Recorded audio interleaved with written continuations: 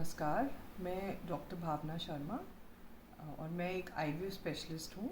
और आज मैं आप सबको आईवीएफ या टेस्ट ट्यूब बेबी क्या है इसके बारे में जानकारी देना चाहती हूँ। आईवीएफ या टेस्ट ट्यूब बेबी, आईवीएफ का फुल फॉर्म होता है in vitro fertilization. In vitro मतलब लैब में और फर्टिलाइजेशन मतलब निषेचन, यानी कि दोनों एग्स का जो कांटेक्ट होता है इसको फर्टिलाइजेशन बोलते हैं। तो ये जो आईवीएफ है इसमें हम फीमेल एग को, जिसको हम अंडाणु बोलते हैं, इसको मेल स्पर्म के साथ में इंजेक्ट करते हैं। इससे जो भ्रूण तैयार होते हैं उनको मशीनों में ट्यूब जैसा सारा, नली जैसा सारा वातावरण दिया जाता है। जब ये भ्रूण पूरी तरह से परिपक्व हो जाते हैं, तैयार हो जाते हैं, उनको हम निकालते हैं और फ्रीजिंग करते हैं, मतलब स्टोर कर लेते हैं। और उसके कुछ टाइम बाद, मतलब कुछ महीनों के बाद में, जैसे 1 या 2 महीने के बाद, हम फीमेल पार्टनर के या पेशेंट के गर्भाशय के अंदर ये एम्ब्रियोज रखते हैं।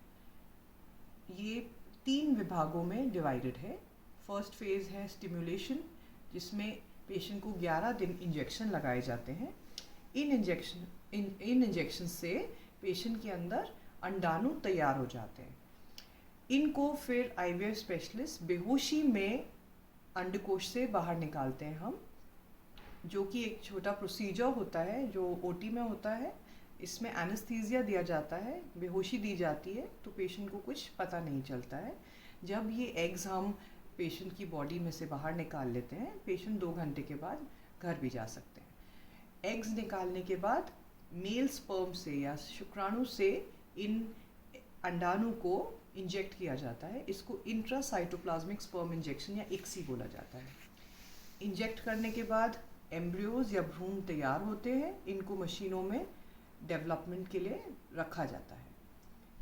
This is the second phase. जो लैब में होता है, ये फेज़ होता है एम्ब्रियो फॉर्मेशन और एम्ब्रियो की ग्रोथ मॉनिटरिंग का। जब ये 3 to 5 डे स्टेज पे, मतलब 3 से 5 दिन के बाद, इनको हम इंक्यूबेटर में से निकालते हैं।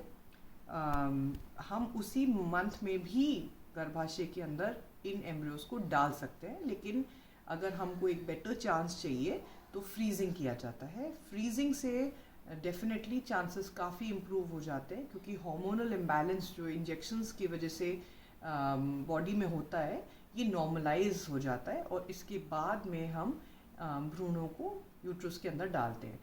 इसको हम फ्रीजिंग बोलते हैं। फ्रीजिंग में एक और फ़ायदा है कि आगे के लिए भी embryo second cycle, third cycle के लिए हमारे पास बच जाते हैं। ये डिपेंड करता है कि पेशेंट को कितने एग्स बने।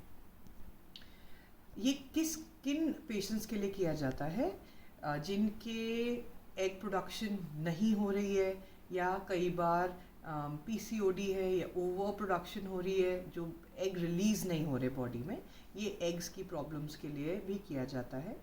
सेकेंडली ट्यूबल फैक्टर, जिनमें ट्यूब्स ख़राब होती हैं या ब्लॉक्ड होती हैं, उन केसेस में भी किया जाता है। थर्ड, मेल इनफर्टिलिटी, या जिनके स्पर्म काउंट में शुक्राणु की कमी या चाल की कमी होना, इसमें भी ICSI बहुत सक्सेसफुल है।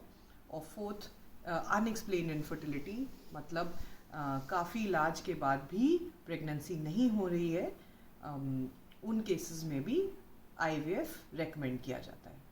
आईवीएफ के लिए बहुत ज़्यादा देर आप लोगों को नहीं करनी चाहिए। अगर आपको डॉक्टर्स ने बोल दिया है कि ट्यूब्स बंद हैं या इनमें से कोई प्रॉब्लम है, जैसे बताया स्पर्म काउंट कम है या एज बढ़ती जा रही है, तो आईवीएफ जल्दी कराना चाहिए, क्योंकि जैसे जैसे उम्र बढ़ती जाएगी हमारा आईवीएफ का चांस भी घटता चला जाएगा। मुझे उम्मीद है कि आपको मेरे वीडियो से कुछ जानकारी मिली होगी। थैंक यू, धन्यवाद।